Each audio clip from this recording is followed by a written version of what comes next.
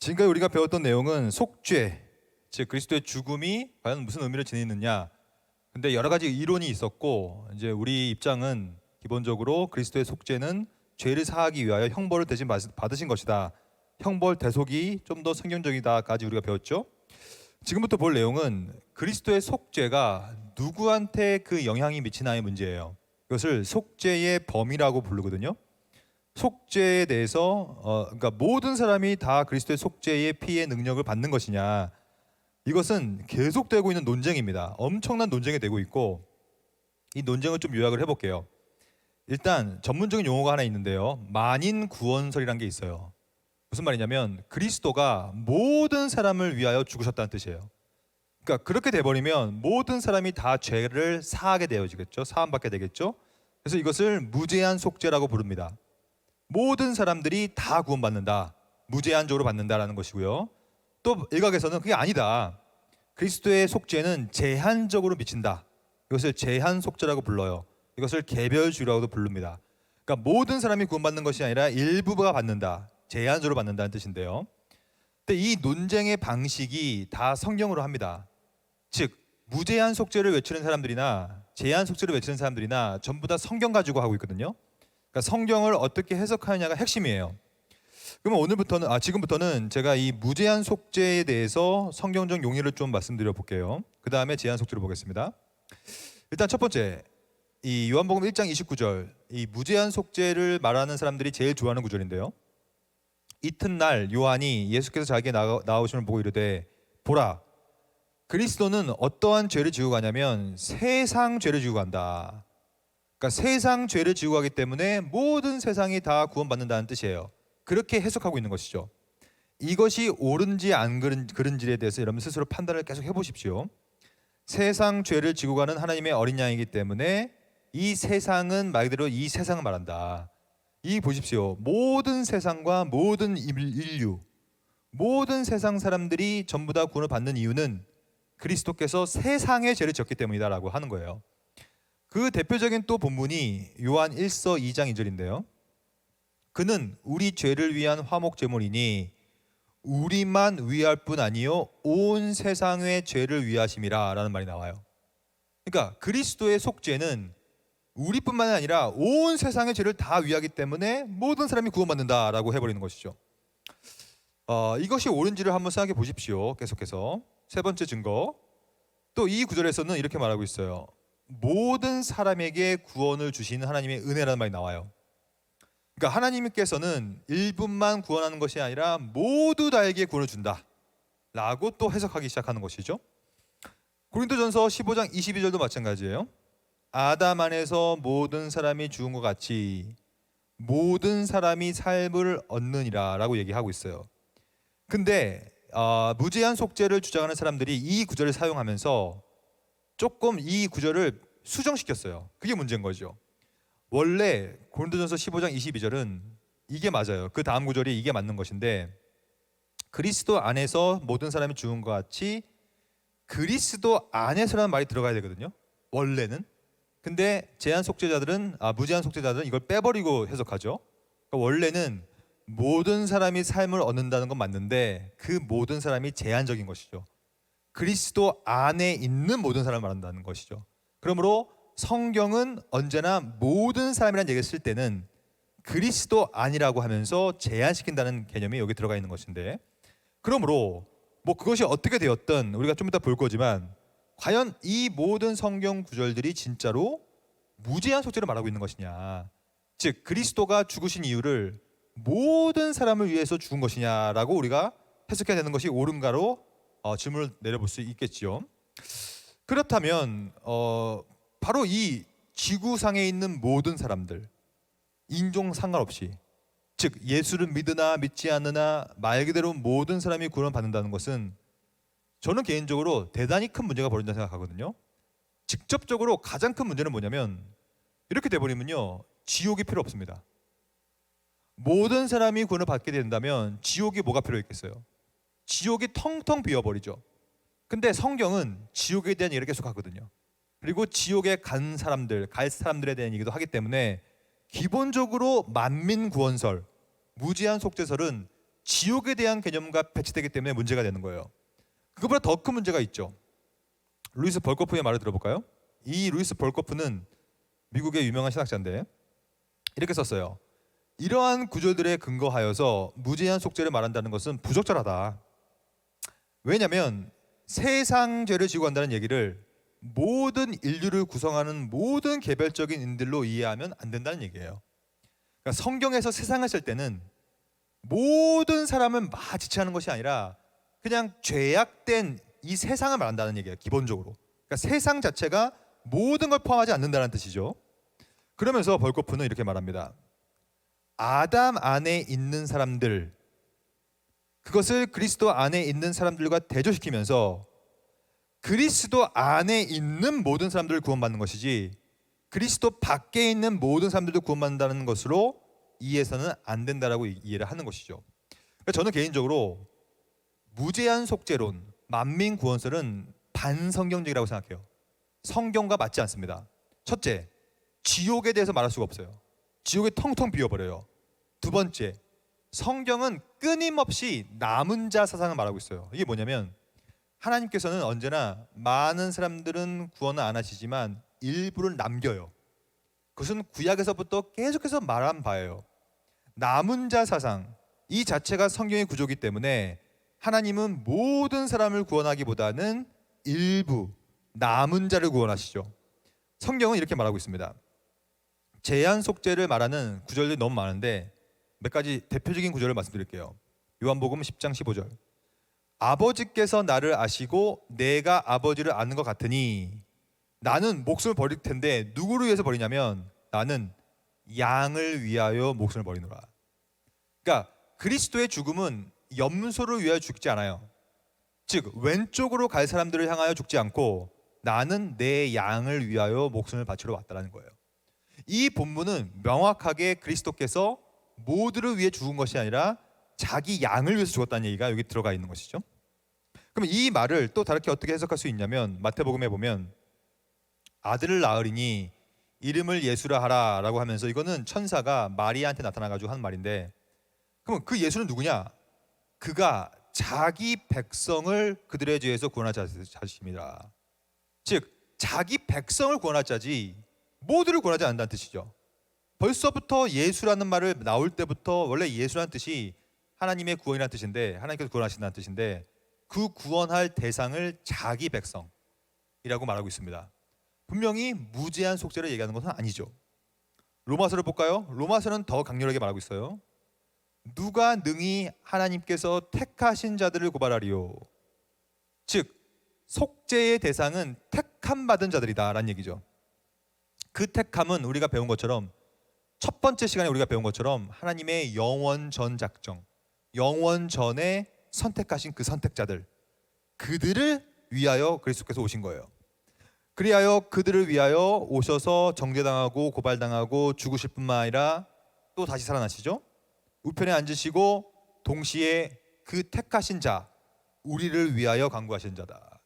그러니까 성경은 무제한 속죄를 얘기한다기보다는 언제나 택함 받은 자, 그것을 자기 백성 혹은 자기 양이란 말 쓰죠. 자기 양, 자기 백성, 택함 받은 자들을 위하여 오셔서 죽으신 거예요. 그러면 요한복음 17장을 볼까요? 내가 그들을 위하여 비옵나니 그리스도의 기도인데요. 내가 비옵는 것은 세상을 위함이 아니다. 그럼 뭐냐? 내게 주신 자들, 내게 주신 자들은 누구냐면 내 백성이요 내 양입니다. 내게 주신 자들을 위한 것인데 그들은 누구냐? 아버지의 것이다.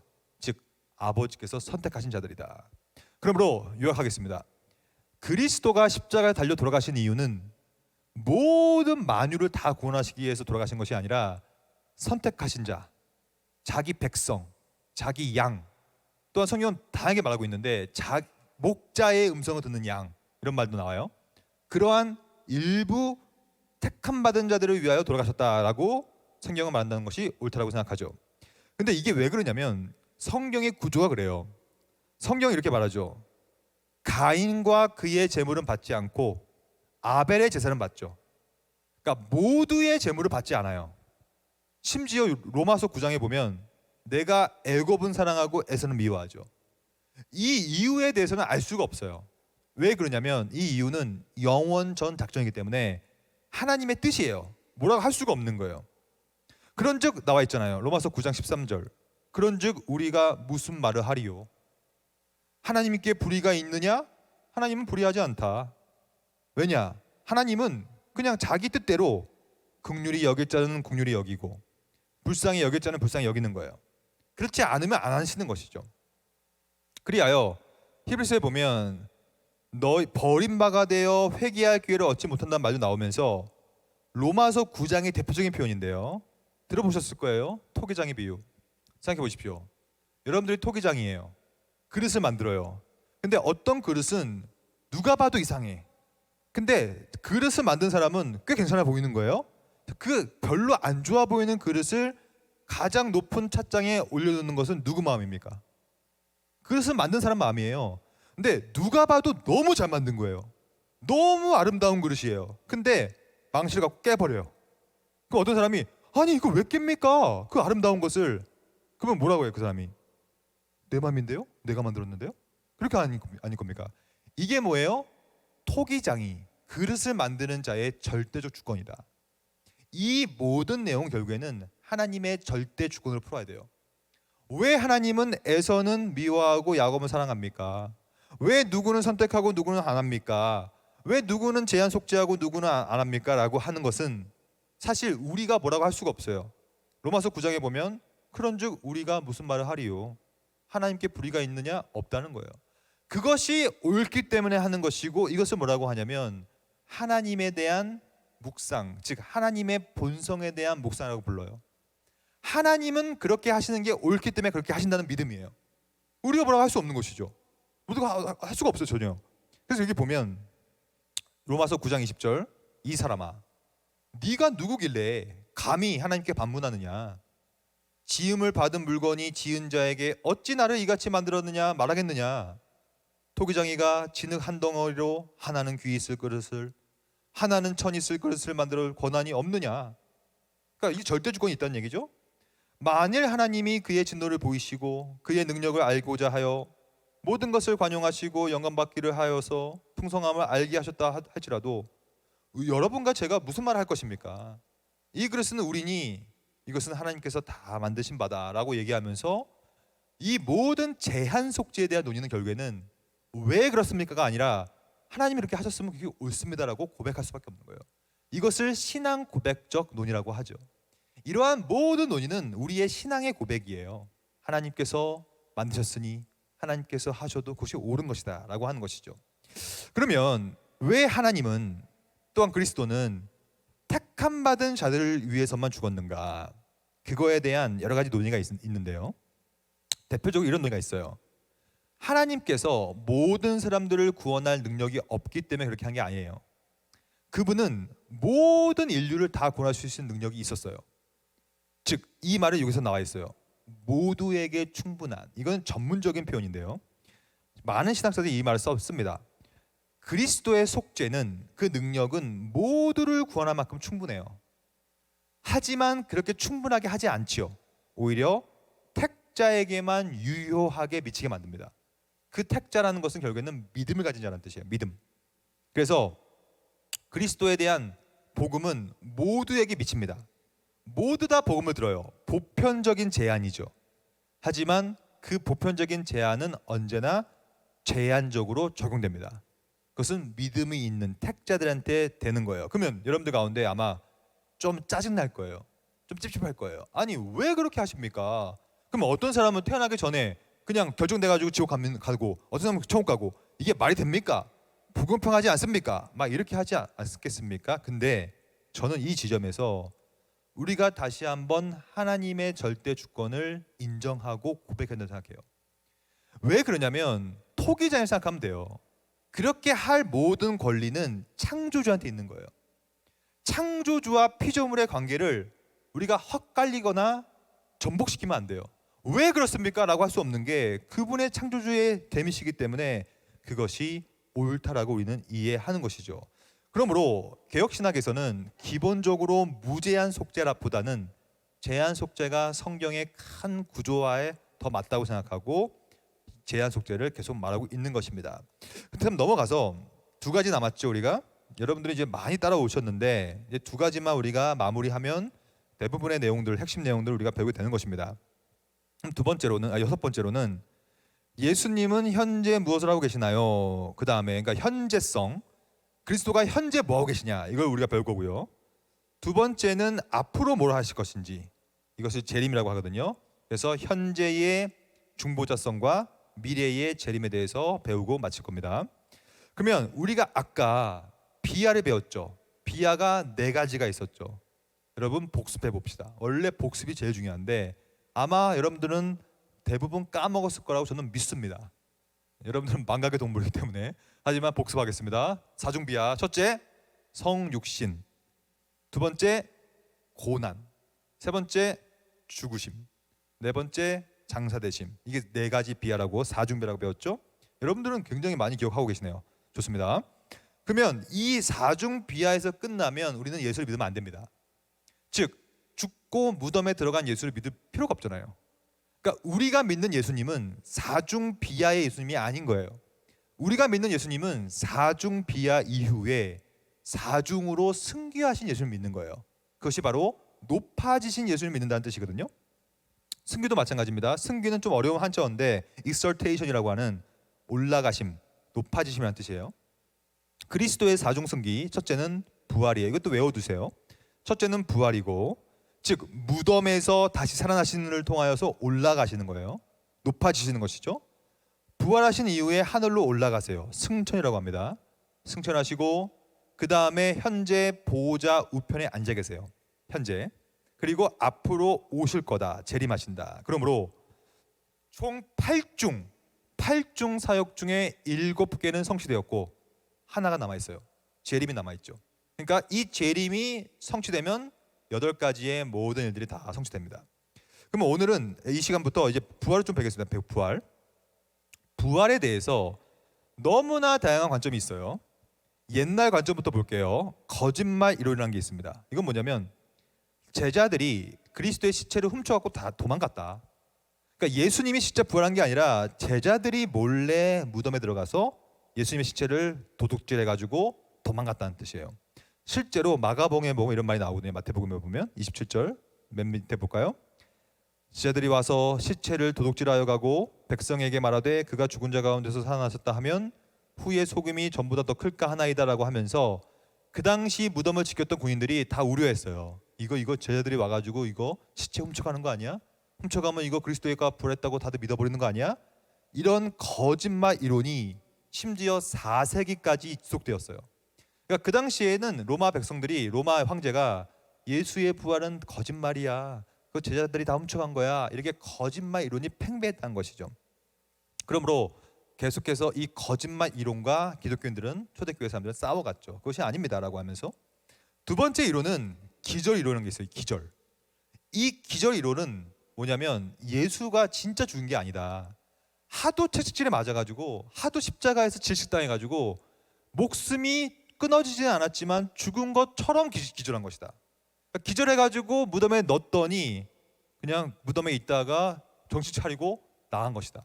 즉 죽었다 부활한 것이 아니다라는 입장이에요. 이것을 합리주의적 입장이라고 하는데 말도 안 되죠. 왜냐하면 성경은 전혀 다른 말을 하고 있으니까.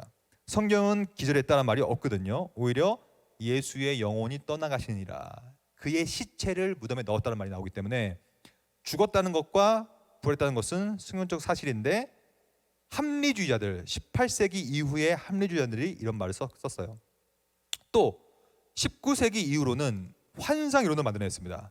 이건 뭐냐면 이런 거예요. 여러분들이 사막에 가서 길을 잃어버려요. 그러면 가끔씩 오아시스가 환상으로 보인다고 하잖아요. 물 먹고 싶으니까.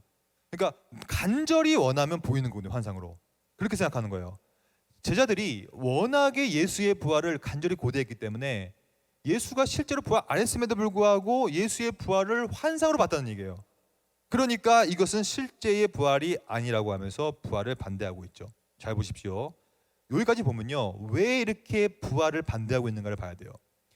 초대교회부터 시작하여 현재까지 많은 사람들은 예수님의 부활이 가짜였다, 거짓말이다, 기절한 것이다, 환상이다. 왜 이렇게 하는 줄 아십니까? 그 이유는 기독교라는 종교는 부활에 근거하기 때문에 그래요. 그리스도가 비하하고 죽었으면요, 기독교는 생겨날 수가 없습니다. 그가 부활했기 때문에 우리의 믿음의 근거는 부활하신 주 예수 그리스도지 죽어서 끝난 주 예수가 아니거든요. 그러므로 많은 사람들은 부활만 공격하면 기독교는 무너진다는 생각한 거예요. 무너진다. 그러므로 자꾸 이상한 이론을 만들어내는 것입니다. 요즘에는요, 부활을 어떻게 보냐면 신화 이론이라는 게 있습니다. 부활을 역사적 사실이 아니라 그냥 이야기에 가깝다, 종교적 설화에 가깝다라고 얘기하면서 부활을 신화로 가버려요. 신화. 그냥 저기 고대 근동에 가면 많은 신화가 있는데 그 중에 하나야 정도로 부활의 권위를 낮추는 거예요. 일부러 낮추는 것이고, 저는 이것을 사탄의 공격으로 봅니다. 부활을 공격하면 다 사탄의 공격이에요. 영적 이론이라는 것도 있어요. 이것은 어떤 이론이냐면 여호와의 증인이라는 이단이 있습니다. 여호와의 증인은 기본적으로 영적 이론을 취하죠. 그리스도께서 육적으로 부활한 것이 아니라 영적으로 부활한 것이다. 하지만 기독교는 단 한 번도 우리 몸을 강과시킨 적이 없습니다. 기독교는 언제나 몸의 부활을 강조하기 때문에 몸과 영혼의 균형, 이것을 강조하죠. 근데 여호와의 증인은 너무 지나치게 육을 강조하지 않고 영을 강조하기 때문에 이것을 현대판 영주주의라는 말을 쓰는 거예요. 그러므로 영적 이론도 잘못된 거예요. 그러면 우리가 지금까지 잘못된 이론을 쫙 봤죠. 다 잘못된 거예요. 그러면 옳은 건 뭐냐? 제가 옳은 걸 말씀드릴게요. 바로 따라해 봅시다. 예수 그리스도는 실제로 역사적으로 육체적으로 부활하셨다. 이게 여러분들 신앙 고백이 되어야 됩니다. 그러면 네 번째 신앙의 고백이 나왔죠? 네 번째는 이거예요. 그리스도는 실제로, 이 실제로라는 말은 뭐냐면 가연설을 부정하는 것이고, 그렇죠? 거짓말 이론, 기절 이론을 거부하는 거예요. 실제로 됐다는 얘기고, 그것은 곧 역사적으로 됐다.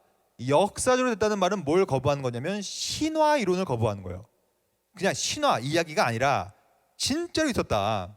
세 번째, 육체적으로 부활했다는 뜻은 영적 부활을 거부하는 것이죠. 영적인 부활이 아니라 육체적으로 부활하셨다. 그러면서 이 성경에 나오잖아요. 장사 지낸 바 되셨다가 성경대로 사흘 만에 다시 살아나사라는 말이 나오죠.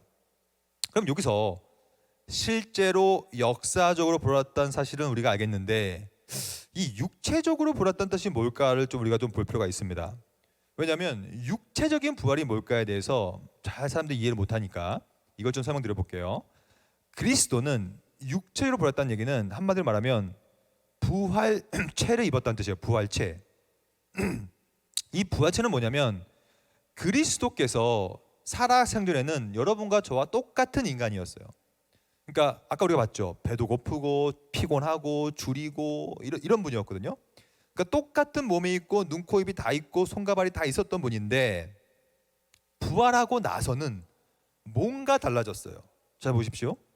요한복음 20장 20절에 보면 이 부활하고 나서도 뭐가 있었냐면 손과 옆구리가 있었어요.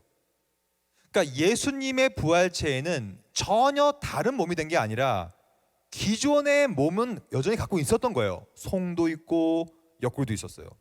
심지어 예수님은 부활 이후에 음식을 받아서 그 앞에서 잡수셨어요. 잡수셨다는 얘기는 입이 있었고 아마 혀도 있었을 것이고 이빨도 있었겠죠. 그러니까 잡수셨겠죠.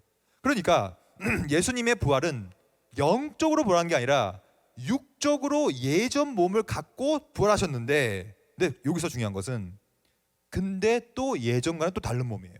왜냐하면 요한복음 20장 14절에 보면 사람들이 예수님의 부활체를 보고 예수인 줄을 알지 못하더라 라는 말이 나와요. 그러니까 근데 동시에 어떤 사람들은 예수로 또 알아봤거든요. 이건 무슨 말이냐? 이것을 뭐라 부르냐면 연속과 불연속이라는 말을 써요. 즉 여러분도 똑같아요. 주님께서 다시 오실 때, 재림할 때 여러분들도 몸이 부활합니다. 우리 모두 다 몸을 부활시켜요. 그게 성경의 가르침이에요. 근데 우리도 현재의 몸이 완전히 바뀌어지는 게 아니에요. 어느 정도 우리 몸을 가져갑니다. 하지만 부활하여서 어떻게 되냐면 여기 나와 있죠. 영화돼 버려요. 영화라는 것은 뭐냐면 더 이상 죄를 지을 가능성조차도 없는 상태, 완벽한 상태로 부활체를 갖고 다시 태어나는 거예요. 그러므로 아마 서로 아는 사람들이었다면 부활하고 나서 서로 알아볼 수 있겠죠. 왜냐하면 어느 정도 모습이 있으니까, 마치 부활하신 예수님을 알아본 것처럼. 하지만 부활하신 이후의 예수님의 모습은 분명히 또 달랐거든요. 그러니까 어떠한 연속적인 것도 있고 연속적이지 않은 것도 있다라고 우리는 이해할 필요가 있고요. 그것이 그리스도의 부활 상태고, 저와 여러분들도 그렇게 부활합니다. 사도행전에 보면 부활하신 이후에 어떻게 하셨는가? 부활하신 다음에 하늘에 올라가셨습니다. 그러면 하늘에 올라갔다는 뜻이 뭔지를 볼 거고, 두 번째로 전능하신 하나님 우편에 앉아 있다는 뜻이 뭔지를 보겠습니다. 이 두 가지를 보면 그리스도께서 현재 무슨 일을 하고 계신지가 드러나겠죠. 첫째, 하늘에 올라간다는 것은 뭐냐? 하늘에 올라갔다는 뜻은 영광의 상태로 들어갔다는 뜻이에요. 왜냐? 이 땅에 오셔서 죄인들과 함께 거하면서 모든 죄를 다 받아서 십자가에 달려 돌아가셨기 때문에 비아와 비아를 경험했죠. 하지만 부활하신 이후에 다시 올라가심을 통하여 영광의 상태로 올라가신 것이죠. 그리하여 하늘 보좌 우편, 네, 여기 잘 보십시오. 하늘 보좌 우편은 그냥 방향성대로 우편이 아니에요. 만약에 우편이라면, 근데 생각해 보십시오. 저한테 지금 현재 오른편은 이쪽이거든요. 근데 제가 돌면 이쪽이 또 오른쪽이야. 이렇게 되면 또 이쪽이 오른쪽입니다. 근데 예수님은 하늘 보좌 우편에 앉아있다고 해서 오른쪽에 앉아있는 게 아니거든요. 왜냐하면 앵글에 따라 방향이 바뀌니까. 그리고 동시에 그리스도께서 하늘 보좌 우편에 앉아있다는 말을 쓰는데, 여러분 앉아있을 수 있을까요? 예수님은 2000년 전에 올라가셨어요. 그러면 지금 현재 2000년 동안 앉아있다면, 죄송한 얘기지만 예수 그리스도의 엉덩이는 물집이 잡혀있을 겁니다. 2000년 동안 앉아있다고 생각해 보세요. 그게 가능합니까? 그러니까 2000년 동안 앉아있는 건 말이 안 돼요. 그러므로 보좌 우편에 앉아있다는 뜻은 문자적인 이해를 하면 안 된다는 거예요. 보좌 우편에 앉아있다는 뜻은 그럼 뭐냐? 잘 보십시오. 하나님의 우편이라는 장소를 말할 때는 주의를 기울여야 돼요. 왜냐하면 이것은 구체적으로 말할 수가 없기 때문에요. 그렇죠? 그럼 뭐 어떻게 얘기해야 되느냐? 이거는 상징으로 표현하고 있는 것이다. 그러므로 기독교회는 그리스도가 승귀하신 장소를 구체적으로 말하려고 하지 않았다. 그러니까 어디에 계신지 모른다는 얘기예요. 지금 하늘에 계신다는 건 분명하죠. 이 표현이 분명하게 의미하는 것은 그리스도가 하나님 자신이 가지고 계신 것으로 생각할 수 있고, 또 그렇게만 가능한 가장 높은 권세, 위엄, 영광의 자리로 높아지셨다는 뜻이에요. 하늘 보좌 우편에 앉았다는 뜻은 가장 높은 권세의 자리에 있다는 뜻이죠. 그리스도가 받으신 위엄은 하늘과 땅 안에 있는 모든 무릎이 그 앞에 꿇고 모든 입술이 주님을 주님으로 고백하는 그 영광, 그것이 바로 한마디로 압축적으로 요약하자면 영광에 들어가는 것, 그것이 바로 승천과 하늘 보좌 우편에 앉으시라는 뜻이거든요. 그럼 이것을 좀 더 구체적으로 설명드려 보겠습니다. 왜냐하면 이거에 대한 오해가 많으니까. 그럼 이 하늘 보좌 우편, 하나님 보좌 우편에 앉으심의 성경적 증거를 먼저 보고, 그리고 그 중요성과 의미를 살피고, 그 다음에 하늘 보좌 우편에서 무슨 일을 하시는가까지 보겠습니다. 그러면 성경을 볼까요? 성경은 이렇게 말하고 있어요. 예수께서 이르시되 내가 말하였느니라. 그러나 내가 너에게 이르노니 이후에 인자가 권능의 우편에 앉아 있는 것, 이런 말이 나와요. 그러니까 분명한 것은 인자, 사람의 아들 그리스도죠. 그리스도가 권능의 우편에 앉아 있다는 말이 나오면서, 이때 어떤 일이 벌어지는가? 사도행전 2장에 보면 내가 내 원수 사탄이에요. 사탄이 예수님의 발 앞에 무릎 꿇어 발등상, 그러니까 발 받침대가 된다는 뜻이에요. 원수가 그렇게 되게 하기까지 너는 내 우편에 앉아 있으라라고 하셨어요. 그러면 결국에는 성경은 분명히 예수님께서 현재 하늘 보좌 우편에 앉아 계신다는 분명히 말하고 있죠. 근데 이것을 문자적으로 이해하면 안 된다는 것이죠. 상징적으로 이해해야 되는데, 그럼 어떻게 이해해야 되는 건가? 두 가지로 이해하면 됩니다. 첫째는 칼빈의 가르침인데, 결국에는 그리스도께서 승천하시고 나서 모든 만유의 왕으로서 공식적으로 취임했다, 이렇게 이해해야 되는 것이 맞아요. 즉 그리스도가 하늘 보좌 우편에 앉아있다는 뜻은 하늘과 땅의 통치권이 확립된 것이다. 공식적으로 모든 정권이 그리스도한테 돌려지고 권세는 한 번만 아니라 다시 오실 때 재림 때까지 계속적으로 왕으로서 공식적 취임을 한 것이다. 이게 맞는 해석이에요. 상징적인 해석이죠. 그리고 벌코프도 이렇게 얘기합니다. 왕의 오른쪽에 앉는다는 뜻은 뭐냐면 왕상 2장 19절 보여드릴게요. 이게 왕상 2장 19절인데 밧세바가 아도니아를 위하여 말하려고 솔로몬 왕한테 말해요. 그러니까 솔로몬 왕이 일어나서 밧세바를 영접해가지고 어머니 내 오른쪽에 앉으십시오라고 합니다. 이건 뭡니까? 왕의 오른쪽에 앉는다는 뜻은 왕의 권한과 권리와 동등한 수준으로 왕과 비슷한 레벨에 있다는 뜻 아니겠어요? 그만큼 정권을 준다는 뜻 아니겠어요? 똑같은 거예요. 볼코프 이렇게 얘기합니다.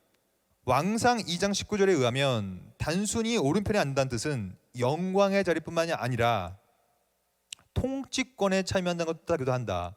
한국 그 옛날도 봐도 우의정 좌의정이 있었잖아요. 우의정들은 통치, 정권, 치리를 한단 말이죠. 그만큼 우쪽에 앉는다는 뜻은 통치권에 참여한다는 걸 뜻한다는 뜻이에요. 그러면 결론을 말씀드릴게요. 결론적으로 말하면 하나님 보좌 우편에 앉는다는 뜻은 영광과 영화, 권세의 자리에서 통치한다는 뜻이에요. 그렇게 이해해야지 자꾸 진짜로 뭐 보좌 우편에 앉아 있는다. 여러분 앉아서 2000년 동안 있을 수가 없는 거예요. 여러분 잘못된 것입니다. 오히려 성경은 그리스도께서 앉아만 있다고 얘기하지 않아요. 그럼 뭐라고 얘기하는가? 단순히 움직이지 않고 앉아 있을 뿐인가? 아닙니다. 성경은 크게 4가지 정도의 동사를 사용합니다. 첫째는 실제로 앉아심. 두 번째는 로마서에 보면요, 우편에 계심이란 말도 나와요. 계심. 사도행전 7장에 보면 우편에 서 계심이란 말도 나옵니다. 계시록 2장 2절에 보면 우편에서 거니신다는 말 나와요. 그러므로 지나치게 보좌 우편에 앉아 있다는 말을 문자적 이해를 하다 보면 이상하게 돼버리기 때문에 한마디로 요약해 볼게요. 그리스도께서 왕권을 가지고 계속해서 통치권을 행사하고 계신다. 이렇게 이해하시는 것이 정확합니다. 현재 그리스도께서 보좌 우편에 계신다는 뜻은 왕으로서 모든 정권을 쥐고 만유를 통치하고 계신다. 계속해서 일하고 계신다. 어떻게 일하고 계시냐면 바로 삼중직을 가지고 일하고 계신다고 생각하는 거예요. 우리가 이 내용은 여러분들 들어봤을 거예요. 그리스도는 삼중직을 갖고 있다. 왕직, 제사장직, 선지자직. 현재 보좌 우편에서 이 삼중직을 감당하고 계시는데, 첫째, 왕으로서 성령으로 자신의 교회와 자신의 나라를 이끌고 계시죠. 지금도 그리스도의 통치권이 임재하고 있죠. 그래서 여기 이 시 강령을 보십시오. 젊음을 그리스도와 그 교회를 위하여. 저 그리스도가 왕과 선지자와 제사장으로서 교회를 위하여 통치하고 계시는 거거든요. 그것을 우리 삶 속에서 실현시키는 게 우리가 할 일이죠. 동시에 이분은 제사장직을 감당하고 계십니다. 그러므로 여러분들은 기도하실 때 반드시 주 예수 그리스도의 이름으로 기도해야 돼요. 그리스도의 이름으로 기도한다는 뜻은 뭐냐면 그리스도가 보좌 우편에서 제사장으로서 중보자직을 여전히 감당하고 계신다는 뜻이에요. 그것을 믿고 기도한다는 뜻이죠. 그냥 주문처럼 기도하는 것이 아니라 예수님 이름으로 기도합니다. 이건 거의 주문이 돼버렸잖아요. 아무 필요 없어요. 주문은 저기 타 종교에도 주문을 외웁니다. 바냐 죄송합니다. 이렇게 하면 타 종교를 말하면 이런 식으로 거의 뭐 기독교가 거의 불교가 돼버렸어. 주 예수 그리스도 이름으로 기도합니다. 왜 하는지도 몰라. 사도신경도 마찬가지예요. 전능하신 선지를 만드신 하나님 아버지, 거의 주문처럼 외워요. 주기도문도 빨리 외워야지 예배 끝나고 나가니까 빨리 외우려고만 하죠. 하나님 계신 우리 아버지 이름을 그렇게 받으시면 아무 이유 없이 내용도 모른 채. 그 주문이죠. 위험한 것입니다. 우리가 기도로 끝날 때 주 예수 그리스도로 기도합니다라는 기도는 그리스도의 보좌 우편에서의 제사장직을 염두하고 하는 기도입니다. 이거를 모른 채 하는 것은 잘못된 기도죠. 그리하여 그리스도께서는 여전히 우리가 배웠잖아요. 중보자, 하나님과 우리 사이를 이어주는 역할을 지금도 하고 계시고, 그렇기 때문에 그것에 기대어서 기도하는 것입니다. 세 번째, 선지자도 마찬가지죠. 성령과 함께 계속해서 선지자적 역할, 즉 선지자는 뭐 하는 분이냐면 말씀을 선포하는 자입니다. 그러면 지금도 교회 안에서 목사님을 통하여서 말씀 사역자를 통하여서 말씀을 선포할 때 그리스도의 선지자직을 통하여서 그 말씀이 우리한테 들어오고 믿게 되는 거거든요.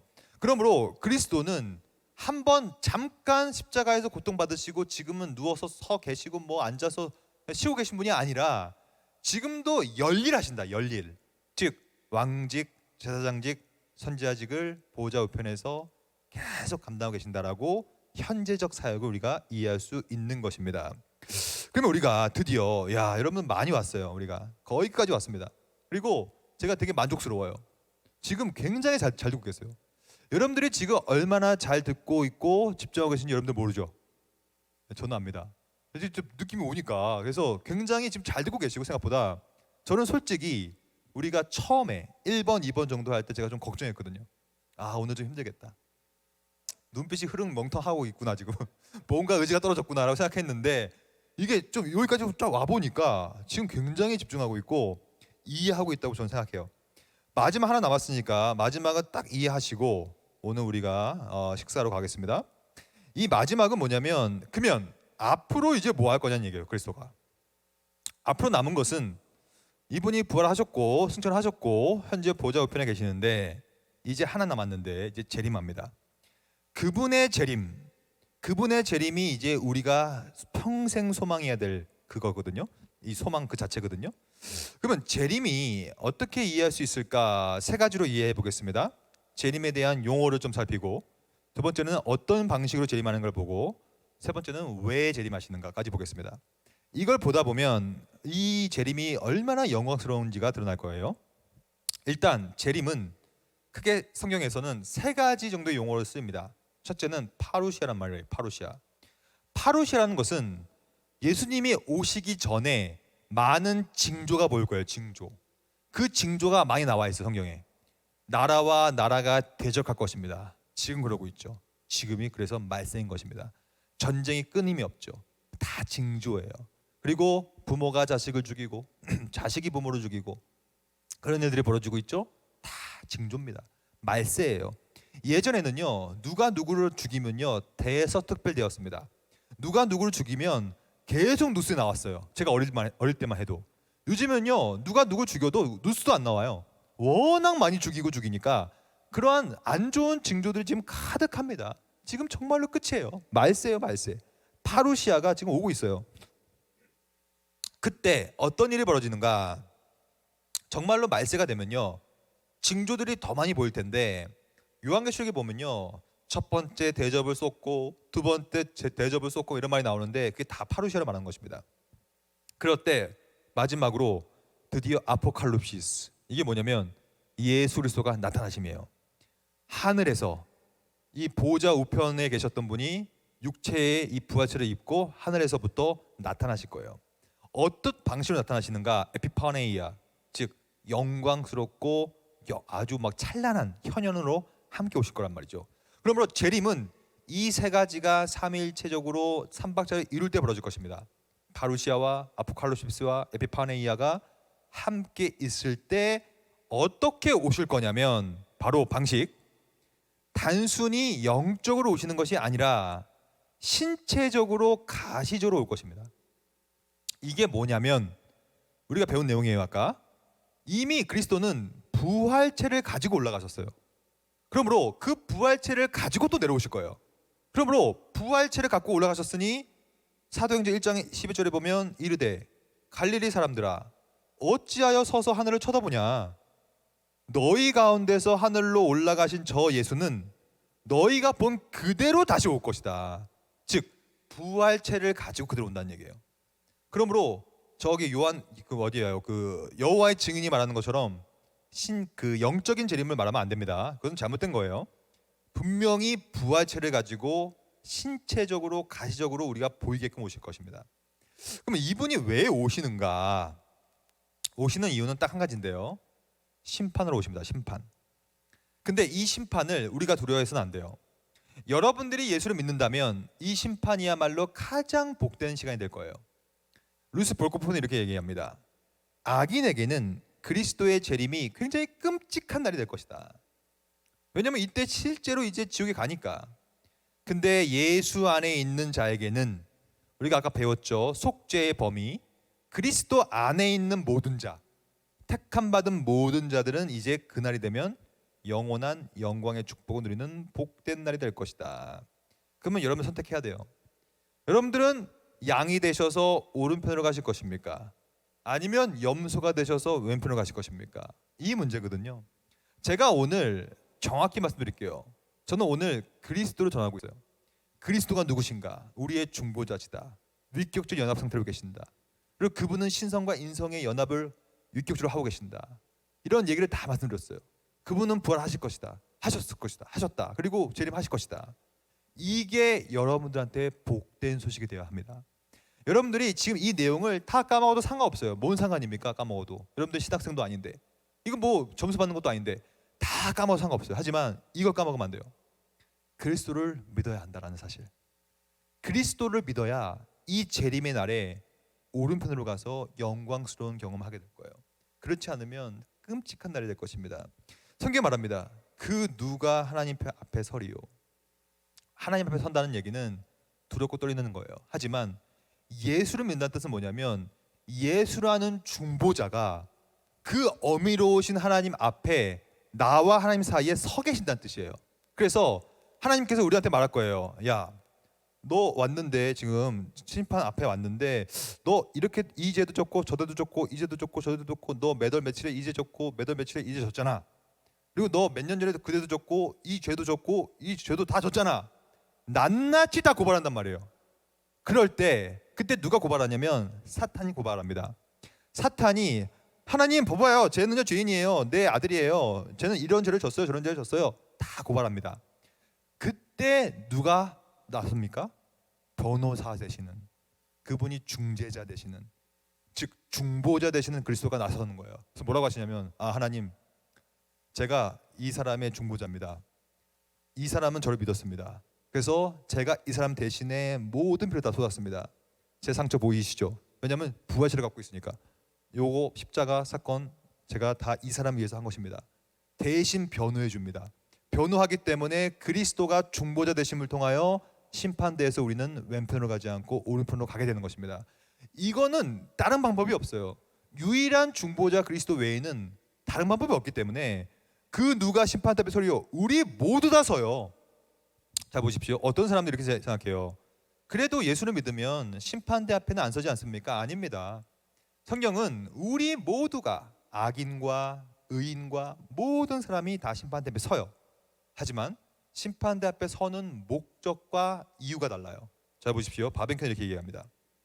성경은 모든 인간이 예외 없이 그리스도의 심판대 앞에 서야 한다고 말한다. 신자라고 예외는 아니다. 하지만 성경은 신자들은 정죄를 받지 않고 심판에 이르지 않는다고 가르친다. 왜냐하면 그들은 이미 영생을 받은 자들이기 때문이다. 모든 사람은 설 것입니다. 하지만 중보자께서 변호해 주는 사람들은 죄가 없다라고 인정해 줄 거예요. 물론 죄가 있지요. 하지만 죄가 없다라고 하나님께서 그리스도를 보고 인정해 주는 거예요. 그래서 우리가 나중에 밥 먹고 볼 칭이라고 하는 거예요. 칭이. 칭이라는 것은 넌 죄인이야. 맞아. 근데 예수를 믿었네? 그래. 의롭다고 칭해 줄게. 의롭다고 칭하다. 칭의. 이게 심판대 앞에서 결정될 것입니다. 세상을 떠난 신자들은 벌써 그리스도와 함께 거하고 흰옷을 입고 있습니다. 그러므로 요한복음 3장 18절 그를 믿는 자는 심판을 받지 아니하는 것이요 믿지 아니하는 자는 하나님의 독생자 이름을 믿지 아니함으로 벌써 심판을 받은 것이다. 그리고 앞으로 진짜 심판을 받게 될 것이다. 요한복음 5장 24절 내가 진실로 진실로 너희에게 이르노니. 저 보십시오. 예수님의 가르침 가운데서 그 무엇보다 더 집중할 성경 구절은 바로 진실로 진실로라는 말을 쓸 때예요. 그만큼 중요하다는 얘기예요. 진실로 진실로 너희에게 이르는 거예요. 그리스도께서 우리한테 내 말을 들어라. 제가 오늘 그리스도를 선포하고 있습니다. 이 말을 들으십시오. 여러분 이 자리에 그냥 온 게 아니란 말이에요. 하나님의 작정과 예정 가운데 와서 앉아 계시기 때문에 제가 하는 말을 들으십시오. 내 말을 듣고 또 나 보내신 이를 믿는 자, 그리스도를 믿고 보내신 성부를 믿는 자는 영생을 얻었고 심판에 이르지 아니하나니 사망에서 생명으로 옮겼느니라. 그러면 우리의 죽음은 죽는 게 아니에요. 우리의 죽음은 새 생명을 얻기 위한 죽음입니다. 그것은 전부 다 우리가 오늘 배웠던 그리스도를 믿음을 통하여. 그러면 알아야 믿을 거 아닙니까? 그래서 제가 가르쳐 드리고 있지 않습니까? 그것을 알고 믿으세요. 믿으면 성경 말합니다. 아까 우리가 봤죠. 모든 사람이 하나님께서는 구원을 받는 걸 원하세요. 그리고 진리를 아는 데에 이르기를 원하세요. 문제는 뭡니까? 우리가 그렇게 안 하는 게 문제죠. 우리가 아무리 예수 믿으세요. 여러분들 아마 부모님들, 친척들, 배우자, 내 남편, 내 아내 예수를 믿으라 아무리 해도 안 믿잖아요. 왜 안 믿습니까? 그건 우리의 역할이에요. 계속 우리는 전해야 돼요. 그 사람이 언제 때가 차서 돌아올지 모르기 때문에 쉬든지 말든지 기회를 얻든지 못 얻든지 우리는 오늘 우리가 배운 이 그리스도가 누군지를 계속 전해야 돼요. 계속. 그리하여 그들이 진리를 알았을 때 드디어 속죄를 당하고 예수님을 믿음으로 구원을 얻을 거 아닙니까? 그렇지 않으면요 끔찍한 일이 벌어집니다. 오늘 우리가 배운 그리스도를 믿지 않으면 지옥을 경험하게 됩니다. 이게 엄청 끔찍하지 않습니까? 이 지옥불 보십시오. 여러분 사실 지옥에는 누가 들어갔냐면 부활체를 가진 악인이 들어가요. 근데 부활체를 가졌기 때문에 지금 현재 우리가 알고 있는 그런 불의 모습은 아닐 거란 말이죠. 하지만 엄청난 고통이 있을 거예요. 성경 말하고 있습니다. 하지만 요즘에는 지옥을 거부합니다. 무슨 지옥이 어디 있어 이러면서 이렇게 얘기합니다. 하나님은 사랑이신데 무슨 지옥이 있냐? 하나님의 사랑과 지옥이라는 것이 너무 상충되지 않느냐라고 하면서 지옥을 거부하기 시작해요. 어떤 사람들은 성경에 나오는 지옥에 대한 묘사가 너무 이상하다, 지나치게 비이성적이다, 상식적이지 않다라고 하면서 지옥을 또 거부합니다. 또 어떤 사람들은 아까 우리가 봤던 내용, 하나님께서는 모든 사람이 구원에 이르는 걸 원하시는데 무슨 지옥이 있냐 이러면서 현재 신학계에서도요 지옥을 거부하는 신학자들이 지금 생겨나고 있어요. 저는 정말 잘못됐다고 봐요. 왜냐하면 지옥은 성경적인 가르침이고 성경은 끊임없이 지옥에 대한 묘사를 합니다. 보십시오. 영원한 불이다. 연기가 세세토록 올라간다. 꺼지지 않는 불이다. 영원한 멸망의 형벌이다. 저는 우리가 살아가면서 여러 가지를 피해야 되는데 근데 그 어떤 것보다 우리가 목숨을 다해 피해야 될 것은 뭐냐면 지옥이에요. 여러분 이 말은요 깊이 새겨들으세요. 여러분 그 어떤 것보다 우리가 하면 안 되는 것은 지옥에 가는 일이에요. 지옥은요 한순간의 고통이 아니라 여기 나와 있잖아요. 영원한 불이에요. 영원은 말 그대로 끊어지지 않아요. 그러니까 이 세상에서 100년 삽니다. 오래 살아봤자 뭐 120년 산다고 하는데 그래 오케이 130년 산다고 생각해 보세요. 의학에 발전해가지고 130년 동안에 그때 그냥 허황망상하게 살아가고 영혼을 그렇게 살아갈 거예요? 아니면 120년 동안에 투자하고 영혼에서 그 열매를 맺겠습니까? 이 문제예요. 이 세상은 일시적인 것입니다. 이 세상은 없어질 거예요. 우리도 죽을 거예요. 우리는 유한합니다. 그러면 우리가 어디에 투자해야 되겠습니까? 일시적인 거에 투자할 거예요? 아니면 영원한 것에 투자할 거예요? 여러분 투자 애널리스트를 봐봐요. 일시적인 것에 누가 투자합니까? 오래 갈 거에 투자하죠. 똑같은 거예요. 여러분들은 과연 어디에 투자합니까? 여러분 아무리 돈 많이 벌어도 이 땅이 끝나면 끝나는 거예요. 통장 잔고는 가져갈 수가 없어요. 우리의 삶을 과연 어디에 투자하겠냐는 얘기예요. 왜 일시적인 게 투자하고 있습니까? 영원한 것에 투자해야죠. 영원은 믿는다면, 믿지 않으면 상관없어요. 믿지 않으면 저는 뭐 상관없다고 봐요. 그건 뭐 어쩔 수 없으니까 제가. 근데 영원을 믿는다면 당연히 영혼에 투자하고 살아야지 왜 일시적인 것, 없어질 것, 썩어질 것에 투자합니까? 여기 청년들 많이 계시는데 여러분 청년들은 잘 들어보세요. 여러분들은 지금 뇌가 말랑말랑해요. 그 어떤 사람들보다. 그러므로 하나님에 대한 지식을 알음에 있어서 이미 준비가 되어 있어요. 이성적으로. 근데 지금 왜 그 이성 헛된다 씁니까? 그 이성을 팔랑팔랑 이 말랑말랑한 이성을 하나님을 아는 데 써보세요. 그리하여 평생 영혼에 투자해 보세요. 그러면 그 투자의 값어치가요 너무 놀라울 거예요. 아니면 이 삶 속에서 짧게 투자해가지고 영원한 불 속에 연기가 셀수록 올라가는데 꺼지지 않는 불에 들어갈 거예요? 그러면 안 되기 때문에 이렇게 안 되려면 유일한 길이 하나밖에 없어요. 유일한 중보자, 주 예수를 믿는 것 외에는 없다라고 성경은 말하기 때문에 저는 이 방법 외에 성경이 말하고 있으면 저는 그것도 말씀드릴 거예요. 근데 그 말을 안 하고 있기 때문에 성경은 이 말밖에 안 해요. 딱 한마디만 말합니다. 주 예수를 믿으라. 그리하면 너와 내 집이 구원을 얻으리라. 이 말만 하고 있기 때문에 제가 이 말을 하러 온 겁니다. 그러므로 그리스도를 믿고 싶으시면, 거짓 믿음이 없고 싶으시면 알고 믿으시라는 거예요. 알고. 알아야 믿죠. 그래서 제가 지금 쭉 말씀드렸잖아요. 요약하고 마치겠습니다. 우리는 그러므로 그리스도를 알아야만 합니다. 그리스도를 모르면요, 우리의 멸망은, 우리의 마지막은 이렇게 될 거기 때문에 그리스도를 알아야만 하며, 그러면 뭘 알아야 되는가? 핵심적인 것들만 오늘 우리가 살펴봤죠. 첫째, 그리스도, 그분은 바로 중보자시다. 그리고 그분은 신성과 인성, 원래는 위격적으로 신성만 계셨는데 인성을 취하심을 통하여 위격적 연합을 하셨다. 왜 사람이 되셨는가? 그분은 우리의 죄를 속하기 위해서 사람이 되신 것이다. 그는 십자가에서 우리의 죄를 위하여 형벌 대속을 대신 받으셨다. 그리하여 사중비하를 하셨다. 하지만 사중비로 끝나는 것이 아니라 사중 승귀를 통하여서 부활과 승천과 보좌 우편에 앉으심과 이제 앞으로 재림을 하실 것이다. 이것이 우리가 가져야 될 믿음의 대상에 대한 지식이에요. 가장 기초적인 지식이에요. 저는 오늘 그냥 거의 유치원 수준 정도의 지식을 말씀드렸어요. 이거는 가장 근본적이고 핵심적인 지식이기 때문에 이거를 알고 믿어야 되는 거예요. 그러면 여러분들 이걸 알고 믿으면, 믿음이 더 강해지면요, 좀 더 깊이 있게 하나님을 알게 되고, 그 탄탄한 지식 위에 탄탄한 신앙이 싹트고 열매가 맺어지게 될 것입니다. 그리하여 저는 가급적이면 여러분들이 이 배운 내용을 그냥 그치지 마시고 평생에 걸쳐서 지식을 갈구하셔서, 여기 나와 있어요. 제가 적어놨습니다. 배운 내용을 여러분들의 전인으로, 전이라는 것은 지, 정, 의를 말합니다. 지식으로 새롭게 하시고, 그리고 하나님을 알고 하나님을 사랑하시는 감정을 품으시고, 그리하여 하나님을 위하여 뭔가를 할 수 있을까를 고민하시는 전인으로 살아내시는 저와 여러분 되기를 소망합니다. 기도하겠습니다.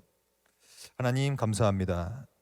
오늘 이 귀한 시간에 우리가 반드시 알아야 되는 예수를 믿는다는 것이 무엇인지에 대해서, 믿음의 대상이 누구인지에 대해서 아는 그런 귀한 시간을 가졌습니다.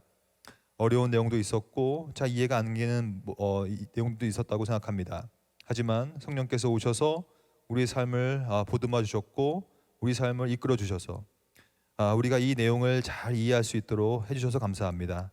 이 배운 내용을 가지고 또 오늘 하루를 살게 하시고, 또 일시적인 것에 내 자신을 투자하는 것이 아니라 영원한 것을 향하여 투자할 수 있는 우리 모두 될 수 있도록 하나님 인도하여 주시옵소서. 또한 우리가 나중에 주님을 재림 때 만날 때 더욱더 기쁘게 만나게 하시고 또 참된 교제를 누릴 수 있는 우리 모두 될 수 있도록 인도하여 주시옵소서. 저녁 식사 잘하고 또다시 구원에 대해서 배울 때 돌아오셔서 또 함께 그리스도가 하신 귀한 사역인 구원에 대해서 배울 수 있는 우리 모두 될 수 있도록 인도하여 주시옵소서. 이 모든 말씀 예수님 이름으로 기도드립니다. 아멘.